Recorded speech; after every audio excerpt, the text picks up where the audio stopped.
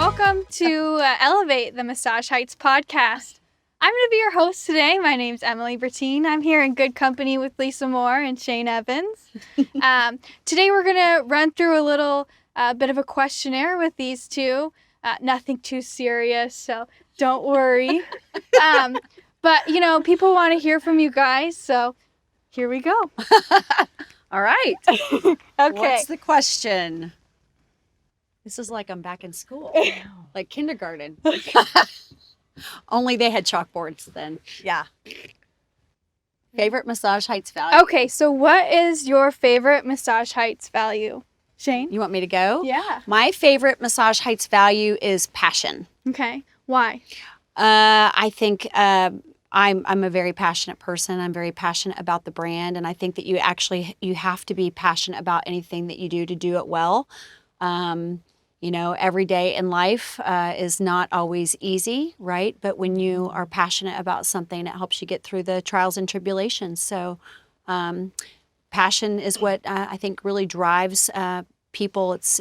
It creates experiences, and it's what inspires people. Yeah, absolutely. I agree. So, Lisa, I know that you were on a prior podcast and told everyone your favorite value, but why do you think that you're driven by loyalty? I think it's because I'm a very loyal person in everything that I do, and I am hoping to receive that from others. Mm-hmm. I know sometimes I'm loyal to people who may not be loyal back to me, and it does hurt, but I believe if I stay loyal and I surround myself by people who are loyal, it makes me happy, and I live a much happier life. I think that, too, just being loyal, it's created a lot of success for you because people that are loyal to you don't ever want to leave. Mm-hmm. Mm-hmm. Great. Okay. Yeah. Next question. Thanks, Em. I love it. Oh, dear. We should let everyone know that Emily came up with this idea. She thought it would be fun. I think Yeah. she's right. And she didn't even give me a hint of what she was doing. No? No. You know more than I did. I just read the email and I was like, okay, whatever you want to do. All right, guys. So, what's the first thing you do when you wake up in the morning? Lisa? Me? Yeah. Don't laugh. I check my email for Indeed. It's so true. I'm still in bed. I wake up and check my Indeed to see if I have any alerts or any responses, and then I'm emailing them right away. That's the first thing I do. Yeah. That's really sad, but that's what I do. Do you maybe like get your coffee delivered too? Sometimes I'm not a morning person, and most everybody knows that. And I like to wake up. I wake up around 6 or 7 in the morning, do my emails in bed, and then around 10 or 11, Brad will bring me coffee. That late? Yes, She is a night owl. I'm a night owl. Mm-hmm. And you've accomplished a lot during the night. Mm-hmm. Yep. It's Okay. nobody's around. No? So, ironically, the first thing I do every morning is have coffee. Wayne brings it to me in bed at around 6:45 every morning.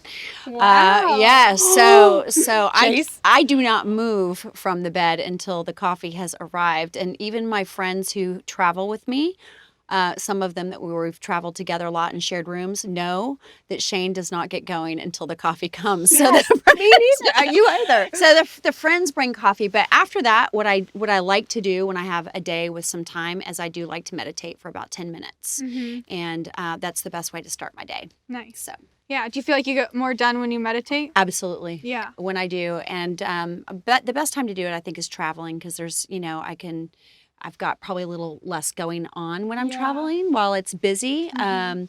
I'm in a hotel room and it's peaceful, whereas when you're at home, you've got kids Dogs, trying to get out the kids. door, Mhm. kids, all that. But Yeah. that's what I like to start my mornings with. Awesome.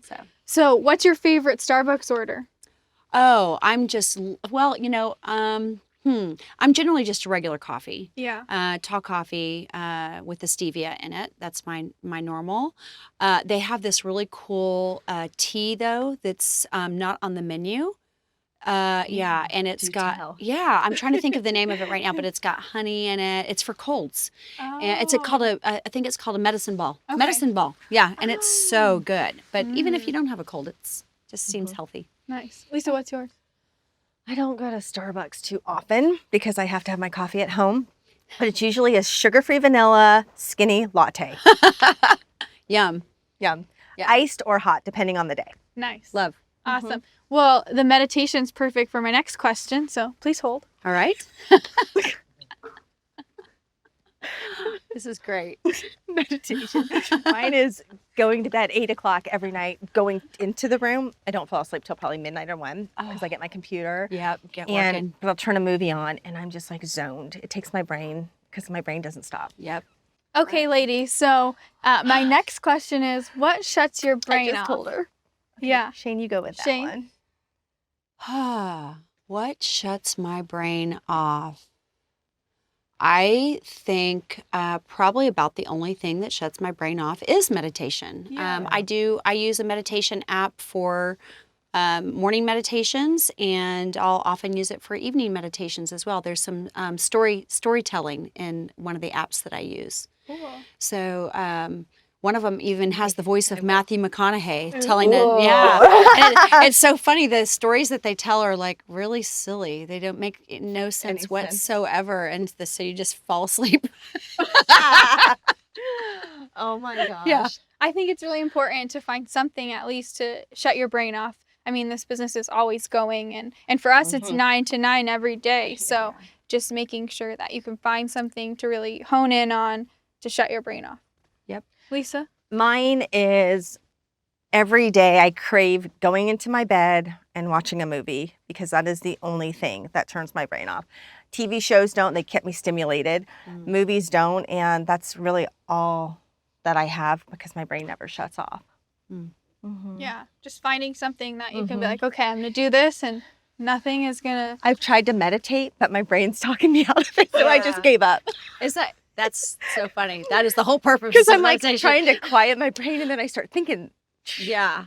You know what else I found is helpful too is just keeping a notepad by the bed, because a lot of times when I can't shut my brain off, it's because I'm thinking, and then I don't want to forget something, and so just writing it down either on a notepad or in my phone where I can go back to it, that kind of will give me. Yeah, I have one right next to my bed. Do you? Mm-hmm. Yep. It's so helpful because I'm like, I don't like leaving something undone. Mm-hmm. So if I can write it down and then think about it in the morning, that helps me.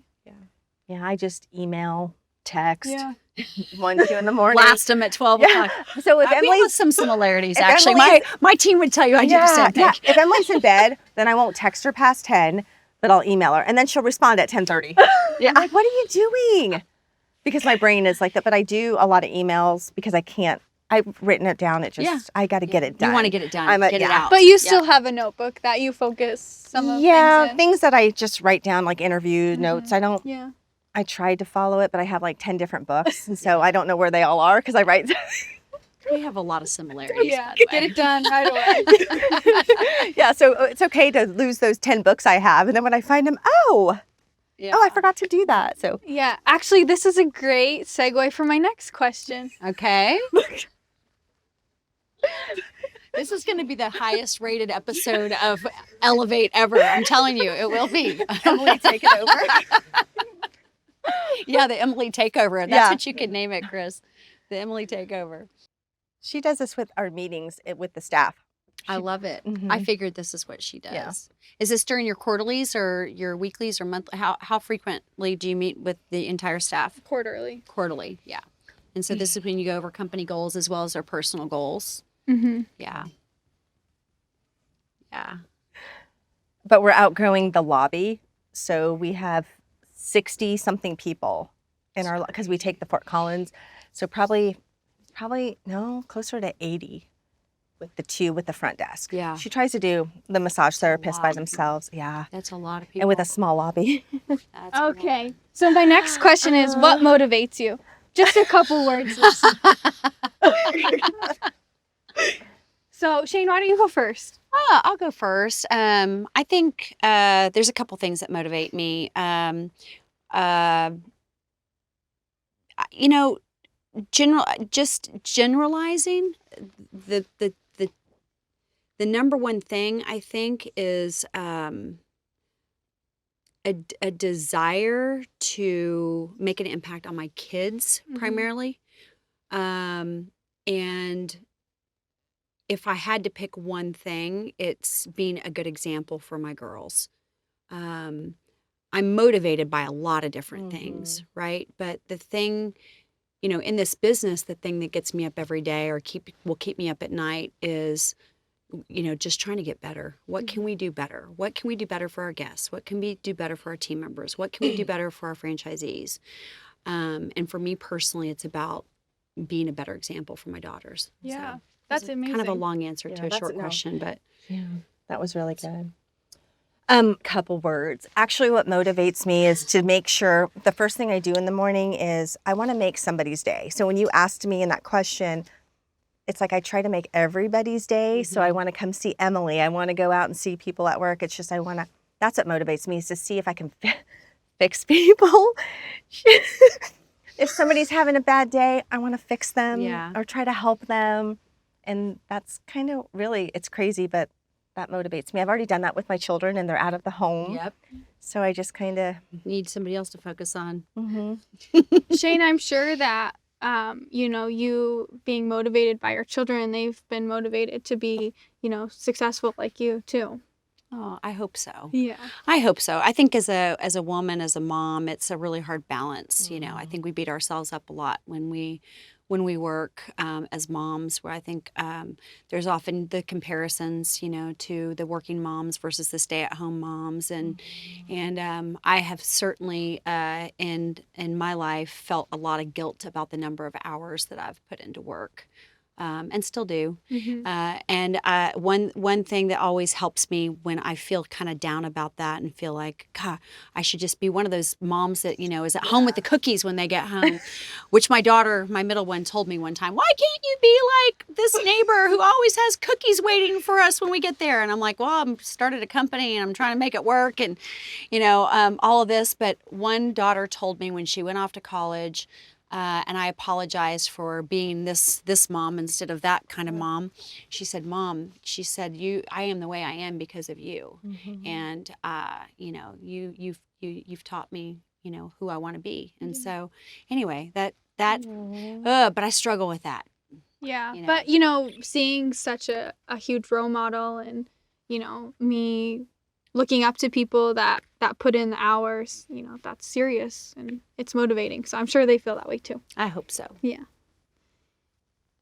We have the same daughters. Yes, we do. When I started Massage Heights, Easton she was 17 in high school and was so angry at me because her brother got to have me. I was still in real estate, but she was 17 high school, and she's just never forgiven me for opening a business when she was in high school. Yeah. But I think on the flip side of that too, she's so incredibly proud of her mom and the way that, and I'm sure your girls are like that too, is just making sure that you create a legacy, and I think that you both have done that. Oh, thank you. Sammy. Thank you. I didn't know that about Easton. So she's just like, Mom, how did you do this to me? I'm a senior in high school. Okay. Yeah. You're just a senior. And we have our daughters, the East and West. Yep, the East and West. Yep. Wesley was the one. Mom, why can't you make cookies? I bought them and heated them in the microwave. Yes. So, Shane, what does success look like to you? I think my definition of success has changed over a period of time. And it certainly still is, I want to have a successful business which contributes to the world and helps other people contribute, their part in the world and all of that. It's I love what we do. I love that we create opportunities for people, for businesses and employment, and hopefully in a better environment than they had been in before or what have you. And that we're elevating their lives. But I think success really is now for me, health, happiness. I am coming up on my 50th year. This year I will turn 50. And I think when I turned 48, I just went, oh my gosh, I'm going to be 50 soon. What is success, And there's a quote about, if you don't have your health, you don't have anything really, right? Something like that. And I think that's absolutely it. Yeah. And finding a sense of balance. It doesn't mean stop working. It doesn't mean I don't want to grind. It doesn't mean I don't want to grow. And I want to do all those things. But figuring out how to give yourself a sense of peace while you're doing all of that, really, I think. That's success, right? It's like balance, health, happiness, good relationships. And then successful business and stuff comes kind of after that, right? So that's it. Can you add to that, Lisa? I can add, oh my gosh, because I'm already in my 50s. And, everybody's success is going to be different in their own eyes. And I used to think when I was younger, oh my gosh, I grew up with, 7 brothers and sisters and on welfare. I'm like, I'm just going to make sure I want to have a big house. I want to have a maid. These were all my dreams as I was growing up. Then you hit that level of, oh, I have a family now. I've built 3 houses. And now I started a business. And then as you're aging in your 30s, it's, oh my gosh, I want my kids to be successful in their sports. Then you get to your 40s and then you're like, oh, I want to be on top. And now in my 50s, I'm like, my last month I've had health issues and I haven't felt good. And my doctor told me that I need to slow down. So with that said, and having my poor husband, who's always the one that has to be put on the back burner because I have to put everything else first, I've started realizing that I've been married to him. We've been 30 years, that it's time for us. And Emily now knows that because we have to discuss our plans so that Emily knows to take what she's able to. I'm not cutting my business out. I'm just going to take more breathers. And because success to me is, I don't need to be a millionaire. I don't need to have my own jet. It is health, and it's having stability and having, living every day. I don't want tomorrow to be my last day, but it's not going to happen if I don't slow down. Absolutely. So.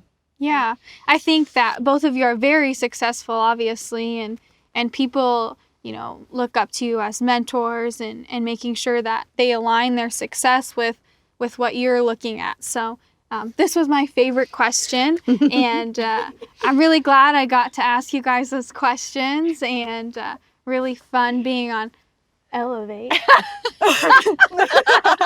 You did a great job. Yes, Emily. Yeah, thank you guys, and Thanks, Emmy. yeah. So make sure you like and subscribe and share with your friends, and make sure you always elevate every day. Emily, where did that come from? I didn't even have a drink.